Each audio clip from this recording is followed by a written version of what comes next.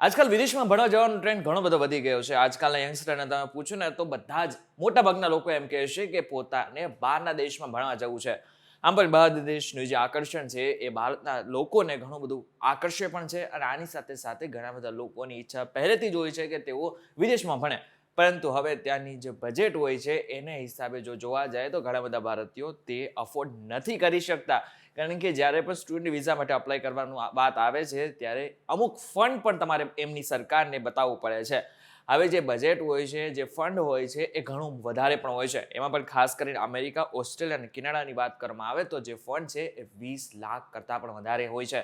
હવે આટલું તો બધું તો કોઈ પણ મા બાપ નથી અફોર્ડ કરી શકતા, નથી વિદ્યાર્થીઓ અફોર્ડ કરી શકતા. એટલા માટે બીજા ઘણા બધા એવા દેશો પણ છે કે જેઓની જે ફંડ છે એની સંખ્યા છે, એની રકમ છે એ ઘણી ઓછી છે. જો તમે ત્યાં પણ ભણો છો તો તમને ઘણી બધી ફેસિલિટી પણ પડે છે અને આની સાથે સાથે તમે આગળના સમયમાં સારી નોકરી ત્યાંના દેશમાં મેળવી પણ શકો છો. Hello, ladies and gentlemen. This is your captain speaking. We'll be landing in the airport in just a few minutes. Hello guys, welcome to way to Videsh. My name is Kalanjara. દુનિયાના એવા 5 દેશો છે કે જ્યાં તમારે ભણવું હોય ને તો તમારે વધુ પડતું ફંડ બતાવવું નથી પડતું.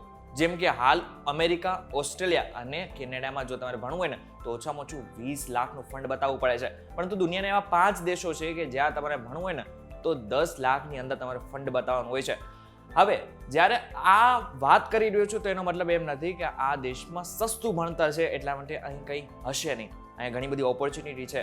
જો તમે ત્યાં ભણો છો તો ચોક્કસથી તમને ત્યાં સારી એવી નોકરી પણ મળે છે.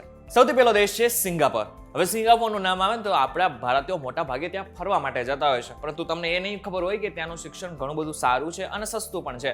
જો તમારે ત્યાં ભણવા જવું હોય ને તો માત્ર ને માત્ર તમારે $6,175 જ તમારે ફંડ તરીકે બતાવવાનું રહેશે.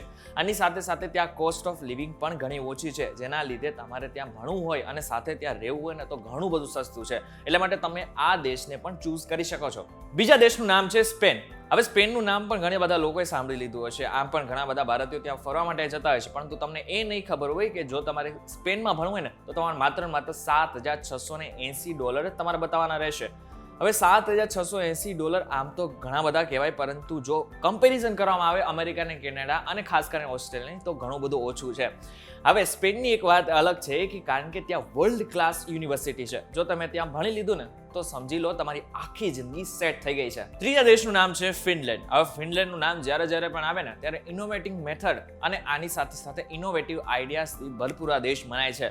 આ દેશમાં જો તમારે ભણવું હોય ને તો માત્ર ને માત્ર તમારે $7,930 જ તમારે બતાવવા પડશે. આ બાદ તમે આરામથી ત્યાંના વિઝા લઈને ત્યાં ભણી શકો છો.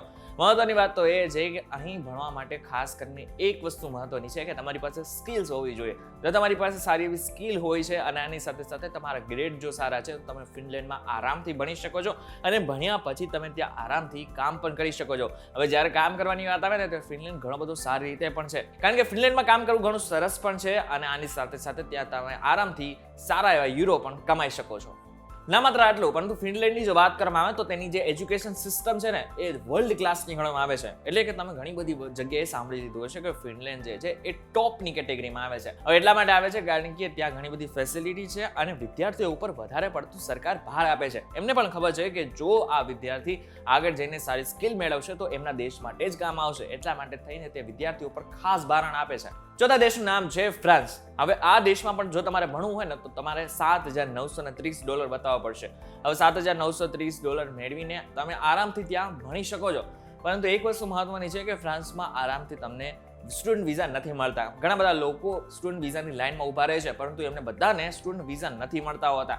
કારણ કે સ્ટુડન્ટ વિઝાની કેટેગરીમાં જો વાત કરવામાં આવે તો લાંબી લાઈનો ભારતીયોની હોય છે. હવે એમાંથી અમુક લોકોને સ્ટુડન્ટ વિઝા મળતા હોય છે. હવે ઘણા બધા ભારતીયો વિદેશમાં ભણવાનું પસંદ કરે ને ત્યારે ફ્રાન્સ એમની કેટેગરીમાં આવતું હોય છે, એમની ટોપ ચોઇસમાં આવતું હોય છે. કારણ કે ફ્રાન્સનું શિક્ષણ ઘણું મહત્વનું છે.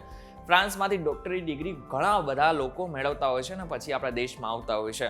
હવે ફ્રાન્સમાં જો તમને એકવાર ડિગ્રી મળી ગઈ, જો તમારે પાછા નથી આવવું આપણા દેશમાં તો પણ તમને ત્યાં આરામથી ત્યાં નોકરી મળી રહે છે. પાંચમો દેશ છે ચીન. હવે ઘણા બધા લોકો ચોંકી ગયા હશે કે ચીનમાં પણ કોઈ ભણવા જતું હશે. ચીનમાં ભણવા લોકો જાય છે, આરામથી જાય છે અને ત્યાં સારી એવી ડિગ્રી પણ મેળવતા હોય છે. હવે ચીનમાં જો તમારે ભણવું હોય તો $2,500 સુધી તમારે ફંડ બતાવવું પડે છે. હવે આ ફંડ સેમિસ્ટર વાઇઝ હોય છે, તમારે સેમિસ્ટર વાઇઝ આ ફંડની જે ગણતરી હોય છે એ કરવી પડતી હોય છે. મહત્વની વાત તો એ છે કે ચીનમાં હાલ જે છે એ ઘણા બધા લોકોની કમી છે. આમ જો કે જોઈએ તો ચીનમાં તો ઘણી બધી વસ્તી છે, પરંતુ સ્ટુડન્ટની ઘણી બધી કમી છે. આ સાથે ત્યાં ઘણી બધી યુનિવર્સિટી છે કે જ્યાં સ્ટુડન્ટની ઘણી બધી કમીઓ હોય છે. આના જ હિસાબે તેઓ વિદેશમાંથી લોકોને બોલાવતા હોય છે, લોકોને આકર્ષિત કરતા હોય છે. પરંતુ જો ભારતીયોની માનીએ તો ભારતીયો ઘણા બધા ઓછા ચીનમાં જતા હોય છે ભણવા માટે ખાસ. અને આમ પણ ચીનના અને ભારતના સંબંધો એટલા બધા સારા નથી કે જ્યાં ભારત અને ચીન બંને એકબીજા દેશમાં સારી રીતે ભણાવી શકે. હવે ચીનમાં આમ મહત્વની વાત તો એ છે કે ચીનમાં ભણવું સસ્તું છે, સારું છે, પરંતુ ત્યાં ભણવા લોકો નથી જતા. હવે 5 એવા દેશો છે કે જો તમારે ત્યાં ભણવું હોય ને તો ઘણું બધું સસ્તું છે. અમેરિકા, કેનેડા અને આની સાથે સાથે ઓસ્ટ્રેલિયામાં જો ભણો ને તો ઘણો બધો ખર્ચો થાય છે. અંદાજિત 20 લાખ કરતાં પણ વધારે ખર્ચો થાય છે. પરંતુ જો મેં તમને જેટલા પણ 5 દેશોના નામ કીધા ને એમાં જો તમે ભણો છો તો ચોક્કસથી તમે 10 લાખની અંદર ખર્ચો થશે.